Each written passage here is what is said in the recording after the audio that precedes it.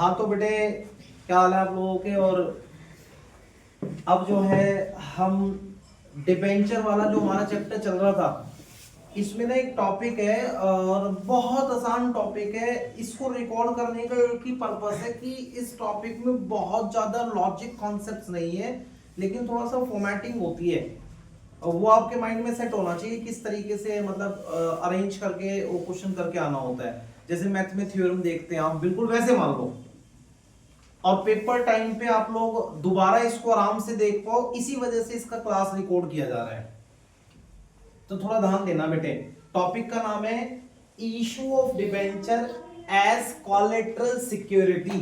और ये topic important भी है, मैं आपको बता दूं, चाहे 1 मार्क्स का क्वेश्चन आए पर इस टॉपिक से आता जरूर है लेफ्ट राइट घूम के, ठीक है ना। तो थोड़ा ध्यान देना, न्यूमेरिकल भी आ सकता है और थ्योरेटिकली भी आ सकता है। अब थ्योरेटिकली आजकल लिखने वाले क्वेश्चन तो कम आते हैं, तो वो एमसीक्यू में कुछ ना कुछ बना बनोगे आप लोगों से पूछ लेगा। तो आओ इसका पहले मतलब समझते हैं कि कोलेटरल सिक्योरिटी का पुनीत भाई क्या मतलब होता है। देखो ध्यान देना, जैसे कहानी कहां से शुरू होती है, ध्यान दो। मान लो हमारी कंपनी है और कंपनी ने ना भाई लोन लिया बैंक से। कहां से? मैं गया बैंक में, मान लो जो हमारी कंपनी चल रही है, हमारी कंपनी ने लेट सपोज करो कि बैंक से लोन लिया कोई 50 लाख रुपए का। तो सोचो जब मैं बैंक से लोन लूंगा तो बैंक लोन मुझे यूं ही तो नहीं देगा, कुछ ना कुछ चीज सिक्योरिटी के तौर पे भी रखवाएगा। तो हमारी कंपनी ने क्या करा, उनके पास सिक्योरिटी के लिए कुछ ना कुछ थोड़ा बहुत रख दिया। ये जो हम फर्स्ट टाइम सिक्योरिटी के तौर पे रखते हैं, इसको हम बोलते हैं प्रिंसिपल सिक्योरिटी। क्या बोलते हैं? प्रिंसिपल यानी प्राइमरी सिक्योरिटी। अच्छा, जब हमने सिक्योरिटी के तौर पर रख दिया तो प्रिंसिपल सिक्योरिटी है। कुछ दिनों के बाद बैंक वालों का दोबारा फोन आता है और बैंक वाले हमसे कहते हैं कि भैया जो आपने सिक्योरिटी रखी थी ना वो थोड़ी कम है। मैंने कहा फिर? कह रहा थोड़ी और सिक्योरिटी रखो। तो अब जो हम दूसरे नंबर पर सेकंड टाइम पे ये जो और सिक्योरिटी रखेंगे बैंक के पास, इसको बोलते हैं एडिशनल सिक्योरिटी या फिर सेकेंडरी सिक्योरिटी, या दुनिया में इसका सबसे पॉपुलर नेम है कोलेटरल सिक्योरिटी। यानी कोलेटरल सिक्योरिटी क्या है? It is an additional security over the principal security. जो आपने प्राइमरी सिक्योरिटी दी है उसके अलावा आप जो एक्स्ट्रा सिक्योरिटी रख रहे हो उसको क्या बोल देते हैं? एडिशनल सिक्योरिटी यानी कोलेटरल सिक्योरिटी। और ज्यादातर कंपनियां क्या करती हैं, कोलेटरल सिक्योरिटी के तौर पर अपनी कंपनी के जो डिबेंचर है उनको रखी आती है। तो उसका अकाउंटिंग ट्रीटमेंट क्या होगा, क्योंकि डिबेंचर का चैप्टर पढ़ रहे हैं और डिबेंचर ऐसे रख के आए हैं, तो उसका अकाउंटिंग ट्रीटमेंट क्या होगा वो सिखाना है इस टॉपिक के अंदर। तो आप ध्यान से देखो, टॉपिक का नाम इसी वजह से issue of debenture as collateral security की। अगर हमारी कंपनी कोलेटरल सिक्योरिटी के तौर पर डिबेंचर रख देगी तो क्या एंट्री बनेगी और कैसे उसका अकाउंटिंग होगा। तो आइए साहब, इसमें ना दो बातें हैं, दो मेथड हैं, एक फर्स्ट मेथड और एक बेटा सेकंड मेथड। इनको ढंग से समझ लो, सारे क्वेश्चन एक बार में हो जाएंगे। किताब का कोई भी क्वेश्चन करे ना, बस वैल्यू चेंज करनी है और कुछ भी नहीं करना। पहले हमारा एग्जांपल समझो। मान लो हमारी कंपनी ने बैंक से जो लोन लिया है वो 50 लाख का लोन लिया है, और आप बताओ जब हम बैंक से लोन लेंगे तो उसकी क्या जर्नल एंट्री बनी?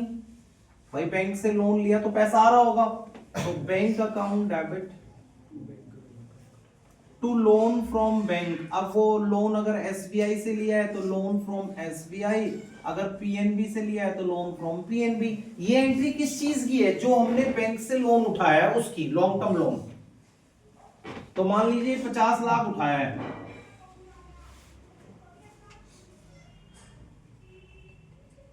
और हमारी कंपनी ने सिक्योरिटी के तौर पर 10,000 डिबेंचर्स, 10,000 मान लीजिए 9% डिबेंचर्स, 10,000 9% डिबेंचर्स ऑफ ₹100 ईच, ये हमने ना कोलेटरल सिक्योरिटी के तौर पर बैंक के पास गिरवी रख दी है। तो भाई इसमें तो कोई डाउट नहीं है कि लोन लिया है तो लोन लेने की एंट्री हो गई। क्वेश्चन ये है कि जो हम डिबेंचर उनके पास रख के आए हैं उनका क्या ट्रीटमेंट होगा। तो इसके लिए दो मेथड बनाए हैं। पहला मेथड बनाया गया है व्हेन, पहले मेथड का नाम है when no general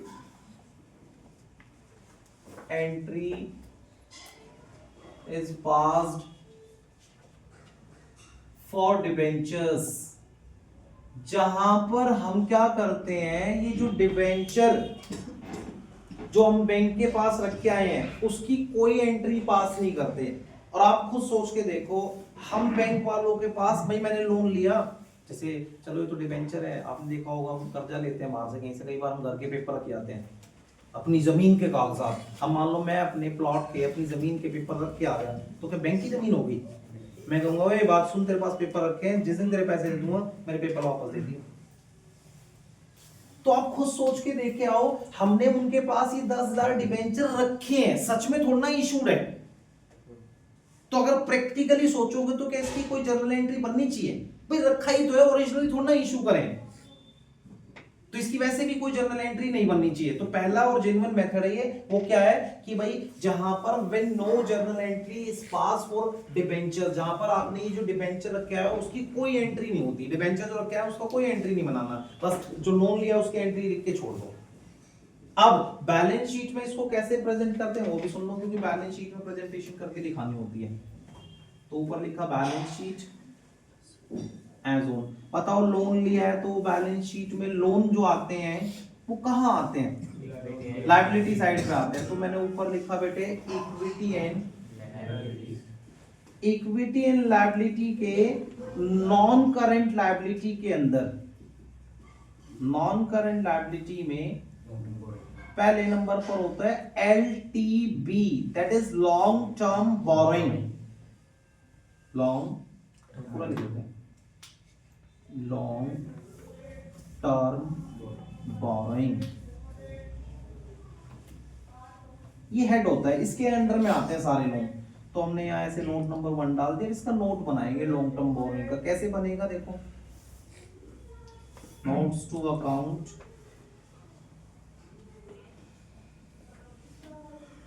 notes to account में यहां लिखा हमने लॉन्ग टर्म बोरोइंग, और बताओ हमने लोन लिया SBI से, तो मैंने लिखा लोन फ्रॉम SBI। कितने लाख का लोन लिया है?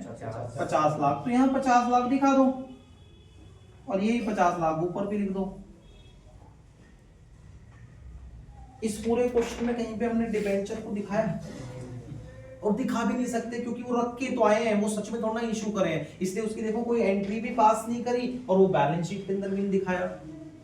लेकिन अकाउंट हर चीज का हिसाब किताब रखता है, तो कम से कम वो जो डिबेंचर रखा है उसका भी कहीं ना कहीं तो कुछ ना कुछ लिख के रखना पड़ेगा, रिकॉर्ड के दे के आ रखे हैं, वरना भूल गए तो कंपनी वाले क्या करते हैं, ये जो लोन लिखा है ना, लोन फ्रॉम SBI, इसके ब्रैकेट में एक फुट नोट डाल देते हैं, नोट, ताकि हमें याद रहे कि ये जो लोन ले रखा है वो डिबेंचर गिरवी रख के ले रखा है। तो क्या नोट डालते हैं, यहां लिखते हैं ब्रैकेट में, secured by 10,000 9% debentures as collateral security। मतलब ये जो लोन है वो आपने सिक्योर कर रखा है। कैसे? 10,000 9% डिबेंचर रखे है ना as a collateral security, 10,000 9% debenture of ₹100 each, 10,000 9% debentures of ₹100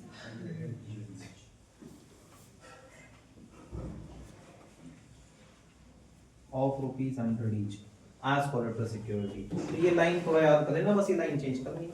ये पहला मेथड खत्म होगा। तो पहला मेथड कौन सा है? जहां पर कोलेटरल सिक्योरिटी की कोई जर्नल एंट्री नहीं होती, जहां पर कोलेटरल सिक्योरिटी के तौर पर जो डिबेंचर दिए गए उनको रिकॉर्ड नहीं किया जाता। तो ये हमारा जो है समझ लो फर्स्ट वाला मेथड है। अब साहब हमारे सेकंड मेथड पे, सेकंड मेथड क्या है? When journal entry is passed for debenture, जहां पर ये जो डिबेंचर आपने इशू करे कोलेटरल सिक्योरिटी के तौर पर, इसकी बकायदा एंट्री बनेगी साहब। वैसे तो लॉजिकली अगर देखा जाए तो इसकी कोई एंट्री नहीं बननी चाहिए, पर क्वेश्चन होता है प्रभु परमात्मा होता है, उसकी बात को टाला नहीं जा सकता। क्वेश्चन ने बोल दिया इसकी एंट्री बनाओ तो कुछ ना कुछ काम जाम करके बना ही देंगे। इसका मतलब फाइनली दो मेथड है हमारे पास। एक वो मेथड है जहां पर कोलेटरल सिक्योरिटी की कोई एंट्री नहीं होती, दूसरा मेथड है जहां पर कोलेटरल सिक्योरिटी की भी एंट्री होगी। देखो लोन लेने की तो होनी है, उसमें तो कोई बात ही नहीं है, बात चल रही है जो डिबेंचर हमने गिरवी रखे हैं उसकी एंट्री बने या ना बने। तो दो मेथड है, पहला वो जहां पर इसकी कोई एंट्री नहीं बनाते, दूसरा वो जहां पर इसकी एंट्री बनानी है। समझ आ गई सबको बात? तो कैसे बनाएंगे सुनो। पहले लोन लेने की एंट्री बनाओ, bank account debit to loan from, ये तो होनी है भाई, इसमें तो कोई संचय नहीं है। 50 लाख 50 लाख। अब वो जो डिबेंचर आपने कोलेटरल सिक्योरिटी के तौर पर इशू करे उसकी भी एंट्री बनानी है, तो उसकी एंट्री बन जाएगी बेटा डिबेंचर सस्पेंस टू 9% डिबेंचर्स, ये एंट्री बनेगी उसकी। कितने डिबेंचर है? 10,000, 100 रुपए वाले, तो 10,000 इंटू 100 यानी 10 लाख। डिबेंचर सस्पेंस वर्ड इसलिए यूज करते हैं ताकि पता चल जाए ये एक रियल एंट्री नहीं है, इमेजिनरी एंट्री है, इमेजिनरी ट्रांजैक्शन है। साहब डिबेंचर सस्पेंस बता रहा है इस बात को कि ओरिजिनली ये डिबेंचर इशू नहीं है। मैटर क्लियर रहेगा? तो ये है हमारे पास। अब इसका बैलेंस शीट में प्रेजेंटेशन कैसे होगा वो भी सुनो।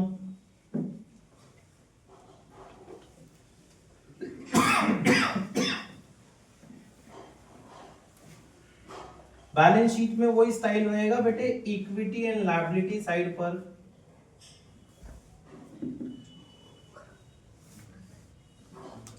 इक्विटी एंड लायबिलिटी साइड पर सबसे पहले हमने लिखा बेटे नॉन करंट लायबिलिटी, और नॉन करंट लायबिलिटी में आएगा लॉन्ग टर्म बोरिंग। उसका बेटे नोट बनाएंगे, आओ बनाते हैं, नोट्स टू अकाउंट। तो हमने लिखा लॉन्ग टर्म बोरिंग। स्टाइल क्या होगा वो देखना।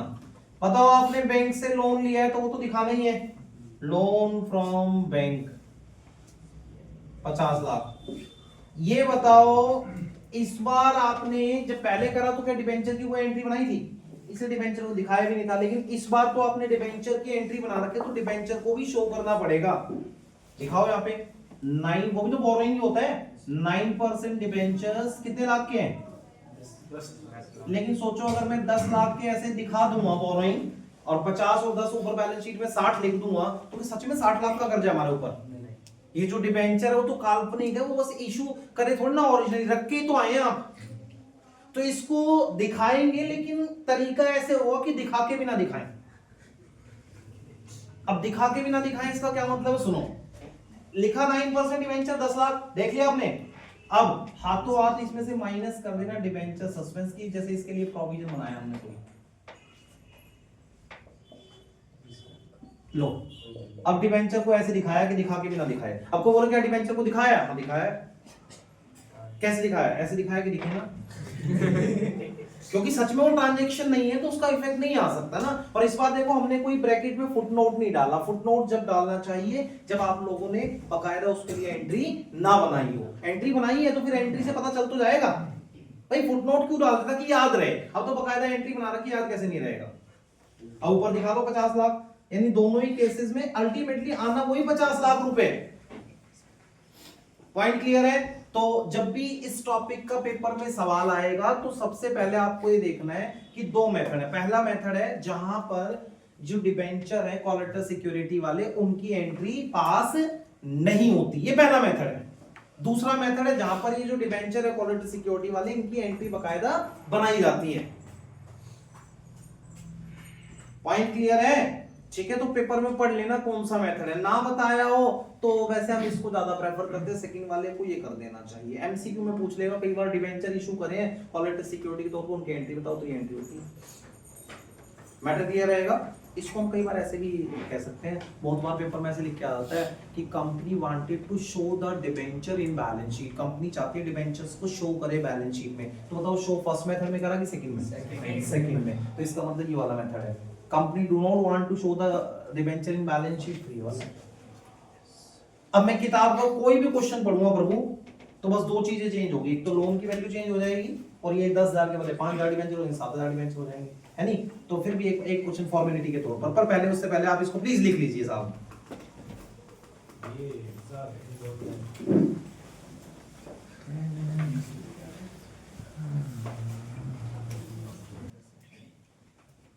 तो बेटे आप लोगों ने नोट कर ही लिया है। अब एक क्वेश्चन कराते हैं लेकिन हम वैल्यू ना इसी में पुट कर देंगे, इसलिए बस मैं वैल्यूज हटा रहा हूँ, ठीक है। ये 50 लाख हटा दिया, यहाँ से डिबेंचर्स हटा दिए, ठीक है, और यहाँ से 50 लाख, यहाँ से 50 लाख, ठीक है। फिर इसी में वैल्यू पुट करके क्वेश्चन कर लेंगे। और नई बुक 2024 से 25 का एडिशन जो मेरे पास है उसके हिसाब से, क्योंकि ये क्लास हम जनवरी 25 में रिकॉर्ड कर रहे हैं, तो इसलिए क्वेश्चन नंबर 32, वैसे सारी किताबों में होगा, फिलहाल 29 से 32 तक के जो क्वेश्चन है वो इसी टॉपिक के क्वेश्चन है। एक क्वेश्चन करा रहा हूं मैं, वो सिर्फ इसलिए करा रहा हूं ताकि पता चल जाए कैसे होते हैं, वरना सारे क्वेश्चन सेम है। कह रहे S Singh limited obtain a loan of ₹5 lakh from state bank of India at 10% per annum interest. तो देखो आपने ना एसबीआई बैंक से 5 लाख का लोन लिया है 10% के इंटरेस्ट पर, तो जो लोन की वैल्यू है वो 5 लाख है। और फिर कह रहे हैं the company issued ₹7,50,000 10% debentures of ₹100 each. तो 7,50,000 तो रुपए हैं, उसको 100 से डिवाइड कर लो, कितना आ जाएगा, 7,500 डिबेंचर हम देंगे, ठीक है ना, 100 रुपए वाले as a collateral security. Pass journal entry for the above transaction. पहला है when company decided not to record the issue of debenture as collateral security. Company ना डिबेंचर को रिकॉर्ड नहीं करना चाहती, यानी कौन सा मेथड है, फर्स्ट वाला। और दूसरे वाले में कह रहा है कि when company decided to record the issue of debenture as collateral security, ये सेकंड वाला मेथड है। बात समझ में आ गई। पहले ये बताओ, जैसे हमारे क्वेश्चन में थे 10,000 डिबेंचर, इस क्वेश्चन में देखेंगे तो कितने हैं, 7,500 10% डिबेंचर है। 7.5 लाख रुपए लिखा हुआ, उसको 100 से डिवाइड कर लो, 7,500 डिबेंचर आ जाएंगे। अब कैसे प्रेजेंट करेंगे, देखो पहले एंट्री बनेगी bank account debit to loan from, bank का नाम है SBI state bank of India, same नाम है, तो 5 लाख, यहाँ नीचे आ जाओ लोन में 5 लाख, यहाँ जो लोन फ्रॉम एसबीआई 5 लाख, और ब्रैकेट में जो फुटनोट डालोगे लिखोगे सिक्योर्ड बाय 7,500 10% डिबेंचर्स, ठीक है ना, of ₹100 each as a collateral security. इधर आ जाओ भाई, जब आप लोग इधर आए तो बेटा यहां पर सबसे पहले आप लोगों ने लिखना है bank account debit to loan from bank, वही 5 लाख। डिबेंचर जब आएंगे तो 7,500 इंटू 100 यानी कितने, 7.5 लाख। यहां आ जाओ बेटे, यहां पर आप लोगों ने क्या करना है, लोन फ्रॉम बैंक तो आ जाएगा 5 लाख, ये आएगा 7.5 लाख माइनस में 7.5 लाख, ठीक है बेटे, ये हमारे पास काम था। अब इस टॉपिक का कोई भी क्वेश्चन करे ना, मेथड मेंशन होता है, ना मेंशन हो तो आपको बकायदा दोनों से करके आ जाना चाहिए। कई बार 3 नंबर का ये भी क्वेश्चन आ जाता है कि कोलेटरल सिक्योरिटी वाले मेथड्स को समझाओ, तो समझाने के लिए कुछ मत करना, आप ऐसे ही जैसे मैंने प्रॉपर लिखा है ना, तो यही प्रेजेंटेशन करके दिखा देना कि 2 मेथड है, ऐसे इमेजिनरी वैल्यू लिखना चाहो तो लिख के आ सकते हो। क्लियर रहेगी बात। कई बार क्वेश्चन नहीं आता, बस वो कहते हैं बस शो करके ऐसे दिखा दो और बता दो 2 मेथड कौन से। क्लियर है। 3 नंबर में मतलब वैल्यूज भी नहीं है सवाल के अंदर, बस ये बोला है कि भाई issue of debenture as a collateral security को कैसे ट्रीटमेंट करते हैं, वो ट्रीटमेंट बता दो, मतलब पूछना चाह रहा है दोनों मेथड कैसे डील करते हैं, तो वहां ऐसे लिख के आ जाना चाहिए आपको। क्लियर है। इसका एक क्वेश्चन और है, वो है इलस्ट्रेशन, वो करेंगे, पहले इसके आप फोटो खींच लीजिए या लिख लीजिए, आप स्क्रीनशॉट लेना तो स्क्रीनशॉट ले लीजिए।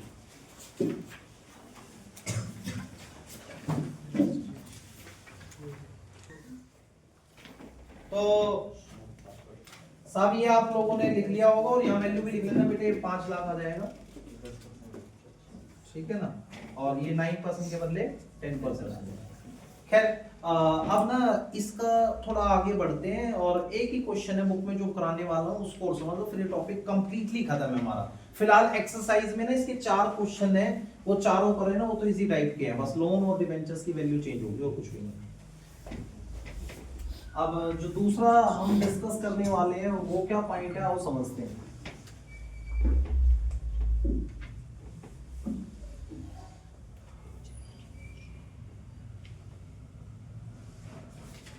सब वो है if non payment of loan secured by debentures, यानी कि ये जो हमने लोन उठा रखा है बैंक से, जिसकी एंट्री हमने बना दी bank account debit to loan from bank, ये जो लोन उठा रखा है बैंक से, मान लीजिए 5 साल के लिए उठाया है, तो हमने चाहे अपनी प्रॉपर्टी गिरवी रखी हो चाहे डिबेंचर गिरवी रखा हो, सिक्योरिटी के तौर पे तो रखा ही है। अब 5 साल बाद जैसे ही हम लोन के पैसे पे करेंगे तो अपनी जो सिक्योरिटी है वो वापस ले लेंगे, ये तो होना चाहिए। लेकिन अगर मान लो 5 साल बाद ऐसे हालात हो जाए कि हमारा जो लोन है वो हम पे ही ना कर पाए, नॉन पेमेंट ऑफ लोन, मतलब जो लोन था उसकी पेमेंट हम नहीं कर पाए, उसमें जो ब्याज था वो भी पे नहीं कर पाए, तो बताओ बैंक वाले क्या करेंगे? वो कहेंगे ये जो तुम्हारे प्रॉपर्टी के पेपर रखे हैं, ये जो तुम्हारे डिबेंचर रखे हैं, जो भी सिक्योरिटी के तौर पे रखा है, ये सब हमने जम कर लिया, अब तुम जाओ मौज लो। तो फिर कंपनी आगे कोई ना कोई तो एंट्री बनाएगी। कंपनी सबसे पहले पता क्या कहेगी? ये जो एंट्री पास करी थी हमने काल्पनिक, पहले तो भाई इसको कैंसिल करो, क्योंकि अभी हकीकत बनने जा रहा है साहब। पहले काल्पनिक था, लेकिन अगर आपने डिफॉल्ट कर दिया, आप पैसे नहीं दे पा रहे, तो सबसे पहले तो इसको कैंसिल करो। बताओ इस एंट्री को अगर कैंसिल करना है तो अभी ये डिबेंचर सस्पेंस टू 9% डिबेंचर है, जब कैंसिल करेंगे तो 9% डिबेंचर टू, सबसे पहले हमने ये कैंसिल कर दिया टू डिबेंचर सस्पेंस, ये एंट्री समझ में आ गई। अब ये बताओ ये लोन फ्रॉम बैंक, क्या हम इसको पे कर पाए हैं? अगर मैं पे कर देता तो क्या एंट्री बनती? अभी क्रेडिट है, जैसे ही पे करता तो मैं लिखता loan from SBI debit to bank, अगर पे कर देता तो। लेकिन अब तो पे ही नहीं कर पा रहा, ये भी नहीं पे कर पा रहा, और इसका जो इंटरेस्ट रहता होगा, इंटरेस्ट आउटस्टैंडिंग, वो भी नहीं। तो मेरे जो डिबेंचर है, अब सच में बैंक उसको अपने अधिकार में ले लेगा। मेरे जो डिबेंचर है उन डिबेंचर्स को सच में जो है बैंक अपने अधिकार में ले लेगा। क्या करेगा? मेरे जो डिबेंचर है उनको बैंक सच में अपने अधिकार में ले लेगा, इसलिए यहां लिख देंगे टू 9% डिबेंचर्स।